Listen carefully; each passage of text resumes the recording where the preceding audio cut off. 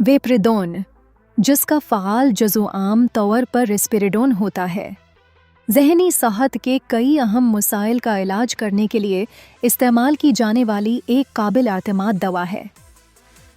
ये दवा ख़ास तौर पर शिज़ोफ्रेनिया, बाइपोलर डिसऑर्डर और ऑटिज़म से मुतासर बच्चों में चिड़चिड़ापन के इलाज के लिए मोथर साबित हुई है।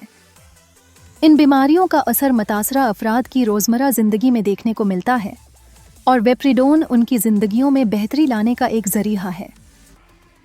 इस दवा का इस्तेमाल शिज़ोफ्रेनिया के मरीज़ों में सूझने की सलाहियत को बेहतर बनाने के साथ साथ बाइपोलर डिसऑर्डर में मौड की शिद्दत को काबू में रखने के लिए किया जाता है, जबकि ऑटिज़म से मुतासर बच्चों में गुस्से और हमला आवर रवैये से निपटने के लिए ये दवा एक मददगार साबित होती है। लिहाजा ये दवा न सिर्फ तबी तौर पर ज़रूरी है, बल्कि मुतासरा अफराद के मायारी ज़िंदगी को बेहतर बनाने में भी अहम किरदार अदा करती है। डोज़ के मामले में ये मरीज़ की उम्र, वज़न और बीमारी की शिद्दत के मुताबिक मुतय्यन की जाती है। बालगों के लिए अमूमी डोज़ 1-2 mg रोज़ाना से शुरू होकर 4-6 mg तक पहुंचाया जा सकता है, जबकि बाइपोलर डिसऑर्डर के लिए 2-3 mg रोज़ाना की आम डोज़ तजवीज़ की जाती है।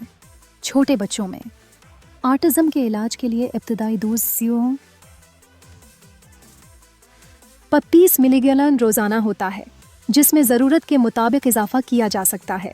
इलाज का दौरानिया आम तौर पर कई हफ्ते या महीने हो सकता है और उसे अचानक बंद करने से गुरेज करना चाहिए, बल्कि डॉक्टर की रहनुमाई में डोज़ कम करनी चाहिए। दवा को रोज़ाना एक ही वक्त पर लेने की हदायत की जाती है ताकि उसके असरात बेहतर रहें। एहतियाती तदाबीर में शामिल हैं कि दवाई लेने के बाद नींद आ सकती है, तो गाड़ी या मशीनें चलाने से परहेज़ करना चाहिए। अगर आप अपने बच्चे या किसी फ़र्द के लिए ये दवा शुरू करवाना चाहते हैं तो माहिर नफ्सियात या चाइल्ड स्पेशलिस्ट से मशवरा ज़रूर करें।